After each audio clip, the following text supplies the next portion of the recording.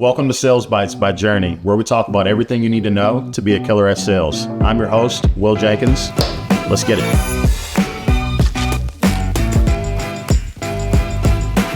Hello, and welcome to Sales Bites by Journey. My name is Will Jenkins, CEO and founder of Journey. And today I'm joined by Krystian Gebis, CEO and founder of Shipper CRM, and also co-founder of Free Caviar. What's up, man? Hey, what's up? Thanks for having me. Yeah, dude. It's always fun to sit down and talk sales with you. Before we dive in and get into your topic for today, I'd love to have you give the audience just a quick 10,000 foot overview of your background. Sure. My background started in robotics and computer engineering. That's what I studied in college. Prior to that, I was tinkering around with a bunch of different video games and automating, finding ways to automate these games.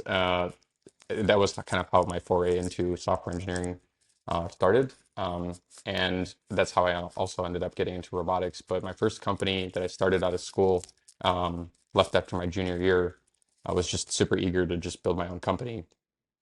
My first company was a self-driving truck company. It was a lower level of autonomy. We aimed to make it easier and safer to hire new drivers with no experience, so they were less likely to cause an accident and more fuel efficient. I worked on that for about 5.5 years. We raised about $3 million or so. And as you can imagine, that was a very challenging endeavor, especially for your first company. Yeah. Supply chain issues, there's a lot of technical challenges, but it was a hell of a ride, and I don't regret any part, of pursuing that opportunity. I still largely believe that there's a pretty big opportunity in that space. But anyway, about 3 years ago or so, I stopped working. I decided to shut down a company, and ended up pursuing things outside of robotics, and decided, how do I go and find ways to build software only in a way that at the time would effectively, my only goal was, like, I just need to make enough money on my own to prove I can, just enough to be able to move out of my parents' house. And after the first company didn't end up working out, it was definitely a low point in my life. Moved back in with my parents, ended relationship too, actually, throughout that tenure. And so yeah, came out on the opposite side of it pretty well. I met Paul over Twitter. He DM'd me, and then we started working on Free Caviar and Shipper CRM. Awesome. Well, Krystian, again, thank you so much for joining us today on Sales Bites. Let's go ahead and get into it and talk about what you mentioned as mental alignment. So how do you make sure that you're selling to find something that's helpful for the person and not just trying to, push product to someone that may not need it? How do you align yourself with them mentally to be helpful? So I'm actually super intrigued to hear what you have to say about this. Yeah, so it's important to separate out your needs, which is putting food on the table, and the needs of your customer. And as a salesperson, you're always going to have top of mind, I need to literally make more money when I can. But I have at least found it to be really effective to completely detach myself from the outcome that is a sale. I'll asterisk this by saying, obviously, at the end of the day, you're not going to have a business unless you sell, right? But reframing the entire thing around trying to be valuable and useful to other people or other companies is the most important thing that you should really focus on. And money usually follows after that. If somebody finds you useful, somebody finds you as helpful, or company does, right, that you can help solve their burning needs, that is the best way to go and have that relationship between you and another individual be built, to establish that level of trust that, hey, if I'm giving this, when I give this person money, I'm actually gonna really get something valuable for it, right? Or they're gonna really care about making sure that I get something for it. When I think about mental alignment, it's really more so about the detachment from the outcome, and not really frame yourself as, like, present what you have to offer, what's the pricing, are you ready to buy, like that just also reeks desperation too. And the moment that you become desperate, it's also very easy to sense that, and you're just trying to push something on somebody. Nobody really likes to get stuff pushed onto them, right? Um, People like to build a connection with people, and they like, Absolutely. they like to also feel really heard and understood.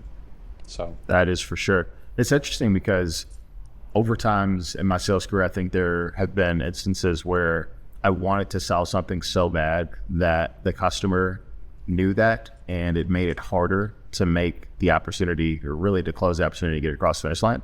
And then you mentioned detaching from the outcome. I'm here to build a relationship. We've got to be able to establish some trust. If there's value and way more laid back, obviously you need to understand how to accelerate things when appropriate, but people buy when they feel comfortable with what you have to offer, and it feels way, way more like a collaboration than, oh my gosh, this person's trying to corner me to make me buy this thing. Like I've right. certainly been that sales rep before, and it did not work well. And it works totally. It's less effective all the time, right? And I think one of the things I also learned from you over the time we've known each other, right, is that persistence and follow-ups. For example, if you're not getting a response from somebody, that, in my view, is separate from. Um, it's a little bit separate from the the desire to get a customer.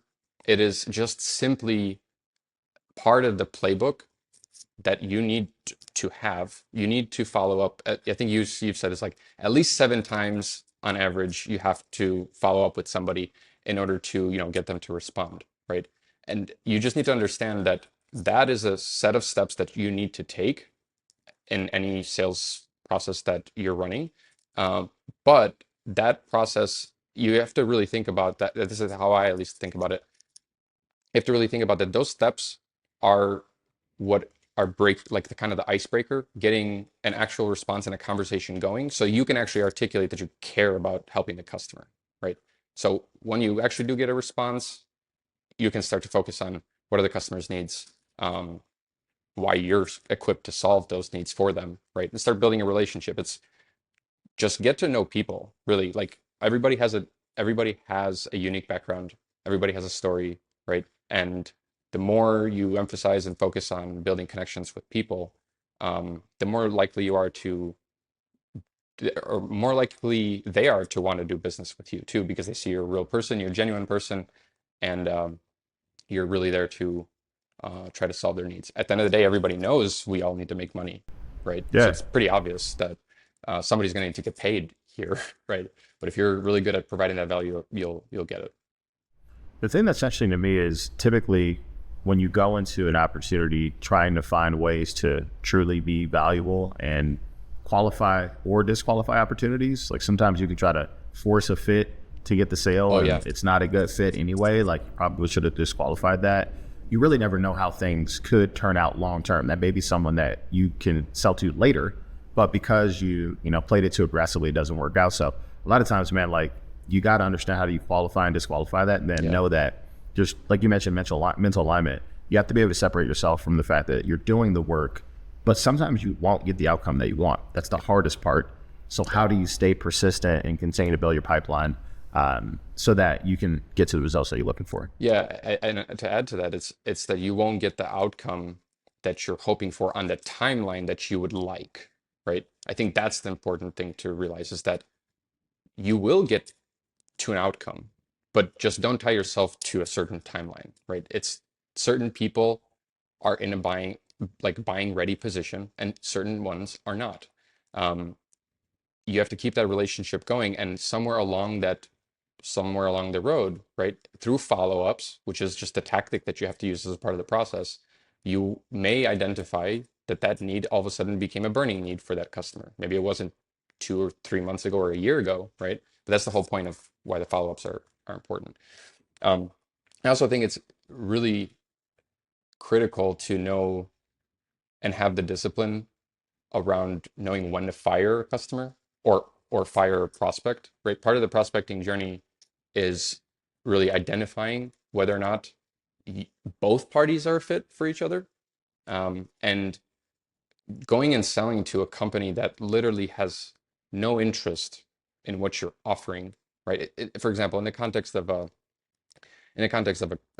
carrier, particularly, if you do drive, if all you have is drive-in equipment, right? But you're going to like a meat factory, most likely it's not a fit, right? You need to kind of understand that. That's a pre-qualification.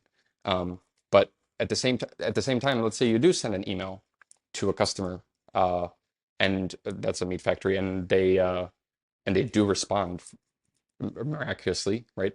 You need to have the discipline to understand, like, are you as a business mature enough? Are you equipped enough to um, to service them adequately? Because burning a customer is the worst thing you can do. This all kind of goes back to this mental separation around your desire to close versus the desire to help. If you realize that you truly cannot be helpful right now, at least in the best way that you believe you can be, don't pursue it. Let the customer know, hey, I don't think this is a fit. We're not equipped to do this. But at the end of the day, always try to find ways that you can be valuable to that person. Hey, I know this other carrier that they are really good. They have a really good reputation. I've worked with them a lot, right? Make a referral, right? You're always trying to find ways to be valuable to the customer, even outside of selling your own product, right? Through referrals or things like that. Dude, there's so much to be said about just being a good person that wants Yeah. to be helpful. And so, mental alignment, as you think about how to provide value to the other party, sometimes that's not servicing freight for them or Right. not being a vendor or partner for them, as you mentioned, and making that intro. And man, I've had so many relationships come full circle. You meet someone at a conference, maybe the timing isn't right or you're not helpful, but then you see them a year from now and you're in a conversation and now they make an introduction for you just because they know who you are, right? Right. You didn't try to be pushy and stuff like that. So it's kind of weird how it works out. Like you just have to be around enough and be relevant enough for some of those things to come full circle. Yeah, and there's definitely at least two profiles of a salesperson, right? There's the aggressive type. Some of them, some I will say that there are aggressive salespeople that are pretty effective. They can be, but they're far and fewer for sure.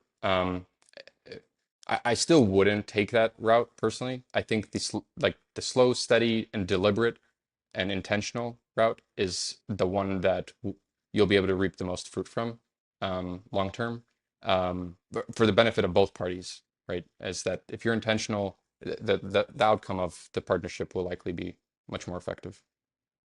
Anything else that you would tell a new seller about just having the right mentality as they get into sales and not trying to rush things to force opportunities? Yeah, if money is burning in the bank, you got to put that aside. You have to focus. You have to really focus on just the customer. Like, how do you be helpful to them in any way, shape, or form? And for a lot of founders, especially early on, right, when maybe business is not yet stable, the revenue is not there, you're maybe operating at a loss pretty heavily early on. It's really difficult to separate, your emotion, and that stress from what what the party on the other side of your communication is going to care about.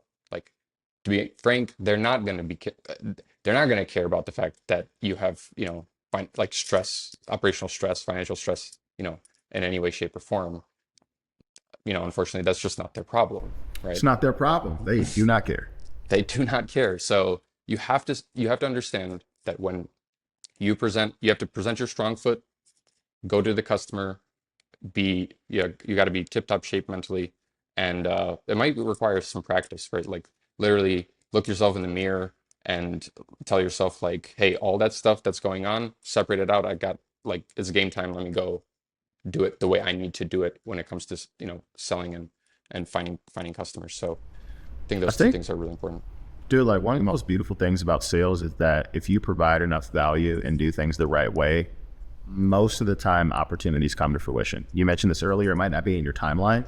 Man, I want this sale to close this month.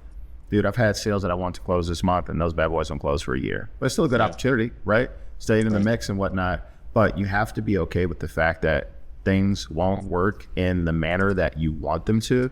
But if you provide enough value and you stay in the game, a lot of times opportunities do come to fruition. I kind of think about it sometimes as like playoff sports, like survive and advance. Sure. Man, it doesn't matter if it's the World Cup. If I win 1-0 or in penalty, we still won. I don't care if we won 5-0 or what, we won the game, right? Yeah. And so you need to be able to have yourself mentally aligned with the fact that like some months will be tough. Some months will be better. Some months you are not going to want to do this thing, but like you got to survive in advance. Yeah, the one thing I completely agree, and one thing I also maybe would love to get your input on here, but one thing I've struggled with too is many people probably struggle with the same thing, which is when you have sales forecasts and sales expectations, right? That you have as a business, you established a certain milestone or certain goal that you want to reach in terms of revenue on a given month, right? Like many companies obviously do this. The difficult part there is trying to balance, like how do you balance meeting those goals, but at the same time decoupling yourself from the outcome? I think about this the way I think about like sports and having played like high level collegiate athletics, playing football in college. It's going to be a little lumpy, right? I might have forecasted that I need X in this quarter, which translates to Y over these 3 months. I might get the lion's share of that in the first month.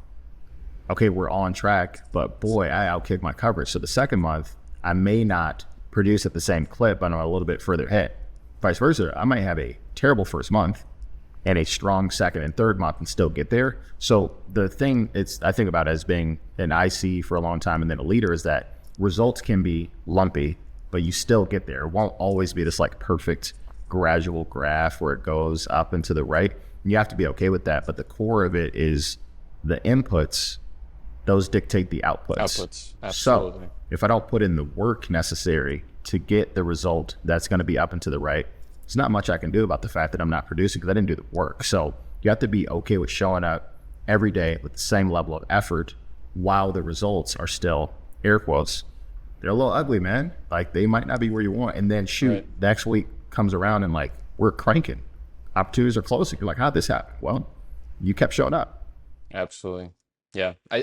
I also think it's worth mentioning too that the way you go about communicating, even with a mental framework of, I would just want to provide value to the customers, there are ways that you can craft your questions in a way that do not directly ask the customer, are they ready to buy? Do they want to buy, like which package, whatever.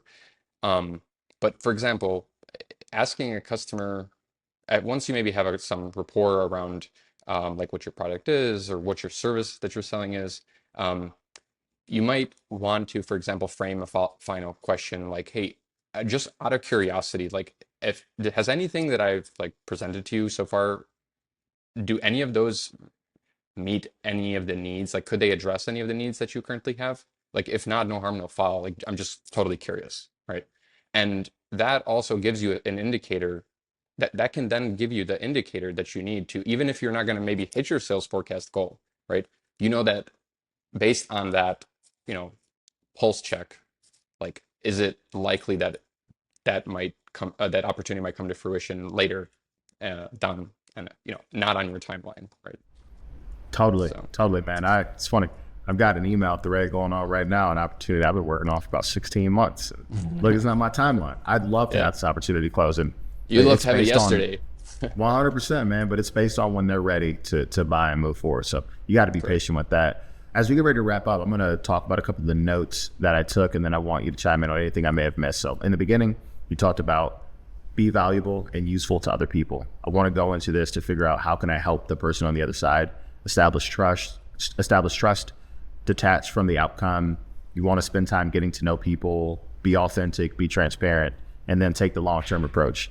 The opportunities aren't always going to close on your timeline, but you still need to show up and do the work. Absolutely. Yeah, that hit it all, I think. So awesome. Well, thank you so much for spending time with us today on Sales Bites, Krystian. We really appreciate it. Absolutely. Hopefully this was helpful.